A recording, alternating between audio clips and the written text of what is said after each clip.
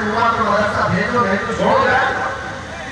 मदरसा में आने वाले वो बच्चे जिनकी नाक में नहीं हो, कपड़े ढंग के ना हो, कारी साहब और हाफिज साहब खुद ही उसको साफ भी करें, खुद ही पढ़ा कर भी देते। क्या तुम अपने वक्त की मशहूर कॉन्वेंट स्कूल में किसी तरह अपने बच्चों को भेजते हो? वहां पर गैर हाजिरी से कितना डरते हो, अपनी छुट्टियां तय कर देते, रिश्तेदारों से मिलना बंद कर देते हो, नहीं बच्चे की स्कूल छूट सकती है। लेकिन कुरान के साथ कैसा दोहरा सुलूक है, कुरान के साथ कैसा न्याय। आपको मैं बताता हूँ कि हमारे सिराजुल उम्मा इमाम आज़म अबू हनीफा रज़ियल्लाहु तआला अन्हु अपने बेटे को जिस कारी कुरान के पास पढ़ने के लिए भेजा करते थे, कारी साहब ने इमाम आज़म के बच्चे को पूरा कुरान पढ़ा दिया। नाज़रा कुरान की बात कर रहा हूँ, जब पूरा कुरान बच्चे ने पढ़ लिया तो इमाम आज़म अबू हनीफा को ये मुबारकबादी दी गई कि आपका बच्चा पूरा कुरान पढ़ चुका है हाफिज साहब के पास। तो आप इमाम आज़म बड़े ताजीब करते ज़माने के, उन्होंने क्या किया, उस कारी साहब को 4 लाख दिरहम नजराने में भेजा। सुभान अल्लाह, कितना 4 लाख दिरहम चांदी के सिक्के होते थे। इमाम आज़म अबू हनीफा ने जैसे भी कारी साहब के पास जो कुरान पढ़ाए ये नजराना भेजा, उनके बाद ये नजराना पहुंचा। 4 लाख को छोड़ आज के ज़माने में 4,000 भी किसी को देता नहीं। आप जैसे कुरान अगर किसी बच्चे को पढ़ाया और मैं मांग भी रहा हूँ कौन से, इमाम आज़म की बात बता रहा, जब नजराना कारी साहब को पहुंचा, उन्होंने देखा 4 लाख दिरहम मेरे पास आए, इतनी बड़ी रकम, बच्चे को कारी कुरान ही पढ़ाया था। दौड़े दौड़े वापस इमाम आज़म अबू हनीफा की दौलत कैसे पर आ गए, घर पर आए, कहा हुजूर आपसे मैं पूछना चाहता हूँ कि गलती से तो ये रकम मेरे पास नहीं आई, ये किस लिए दी गई है? कहा कि ये तो आपने कुरान बच्चे को पढ़ाया, मैंने हदीयतन भेजा है। कहा हुजूर सिर्फ नाज़रा कुरान ही तो पढ़ाया, इतनी बड़ी रकम। इमाम आज़म अबू हनीफा ने कहा कारी साहब आप चले जाओ और अपने बेटे को बुलाया, इधर आ बेटा, कल से इस हाफिज के पास पढ़ने के लिए तो हरगिज़ नहीं जाएगा, कल से इसके पास तो इल्म हासिल करने नहीं जाएगा। बच्चे ने पूछा हुजूर क्या होगा?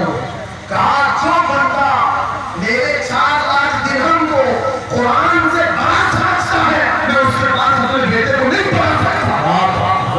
मैंने तो कुरान का एक हर्फ की कीमत नहीं अदा की, उसने कुरान के ऊपर मेरी रकम को समझ लिया। आज हमने कुरान को कहाँ समझ लिया? वही इमाम आज़म अबू हनीफा फरमाते हैं जो कुरान से ज्यादा माल को हमें देता है उसके पास बच्चों को पढ़ाओ न पढ़ाओ। अज़ीज़ान निगरान वक़ाफ़, हमारा ये दोहरा सुलूक, हमारा ये दोहरा मेयार कुरान के साथ जो हमारी नाइंसाफ़ी है, हमें अखलाकी पस्ती में लाकर खड़ा कर चुकी है, अखलाकी पस्ती में लाकर खड़ा कर चुकी है। अरे हम देख ले हैरा हैरा, अगर तुम घेरा हमें सिखाने आ रहा है, बताने आ रहा है कि तुम्हें डेवलपमेंट के बहुत सारी चीजें बताई जाती है कि तुम्हारी पर्सनालिटी डेवलपमेंट क्या होती है। अलीगढ़ वाले तो नौजवान बहुत सारे जो स्टूडेंट्स ने जानते हो, BA कर लिया, MA कर लिया, BCom कर लिया, कुछ भी कर लिया, डिग्री हासिल कर लिया। बड़ी बड़ी कंपनियां आज पूछती हैं कि इसके पास पर्सनालिटी डेवलपमेंट है या नहीं। ये क्या है पर्सनालिटी डेवलपमेंट? कुछ बड़े बड़े शहरों के नौजवान हमारे पास आए थे, हम कोर्स कर रहे हैं। हाँ मैंने पूछा इसमें होता क्या?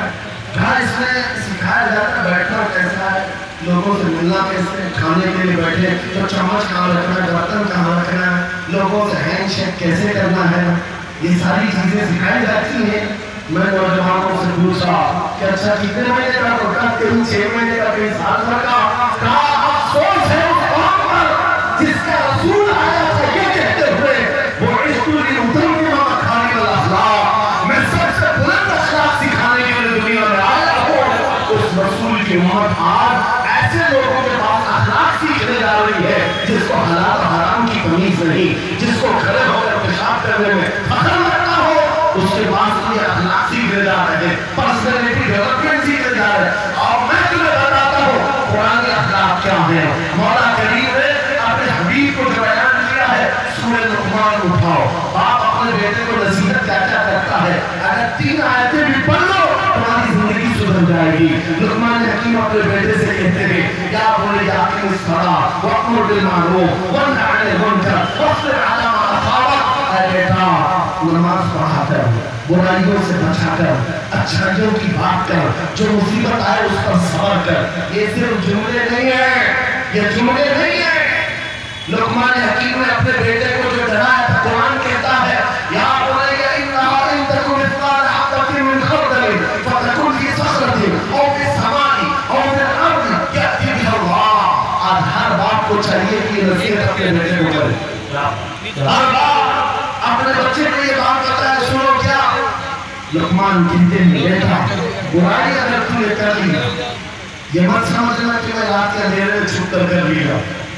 آج تمہارے ہاتھ میں موبائل گناہوں کا اڈا بن کر کے آیا ہے. صرف ایک ٹچ اسکرین پر ساری دنیا تمہارے سامنے ننگی ناچتی بھی نظر آتی.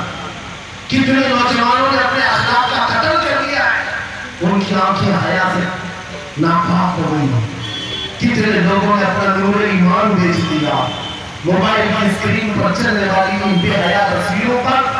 کتنے تو بھیجتا ہو گئے، کتنے جوانی پر بات کر چکے. تو کیا سمجھتے ہو؟ میرے عزیز اور ایک جوان نے مجھے بتایا تھا رات کے وقت میں تنہا موبائل لے کر بیٹھا تھا، اچانک پردہ ہلا تو ڈر لگا، جلدی سے اسکرین آف کیا بیٹھا. مجھے لگا ماں آئی ہوگی، باپ آیا ہو، کوئی آیا ہوگا، لیکن کوئی نہیں. پردہ ہلا، ایک بلی آئی تھی، اس سے بھی ڈر لگ گیا. میں نے کہا پردے کے ہلنے سے اتنا ڈر ہے کہ کوئی آ جائے.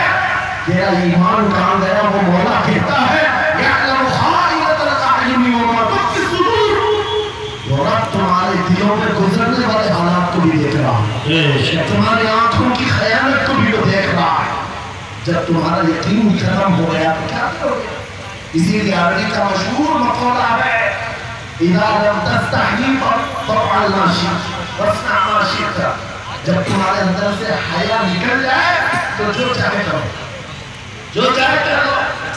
آج لقمان حکیم کی بات میں پیش کر رہا تھا، آیت مکمل کرتا ہوں. باپ اپنے بیٹے سے کہتا ہے برائی کر دیا تم، اگر بے حیائی ہو گئی یہ مت سمجھ کے بہت چھپ کر کے کیا.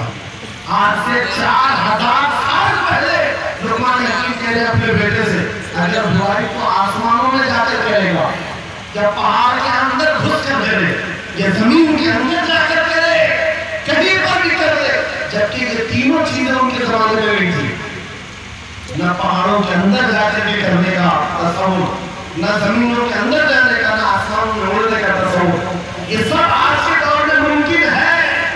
اور لقمان حکیم کہتے ہیں اگر تو ان سب جگہوں پر جا کر کہیں پر بھی کرے گا یا اللہ وہ تیرے سامنے لے کے آئے گا. وَمَن يَعْمَلْ مِثْقَالَ ذَرَّةٍ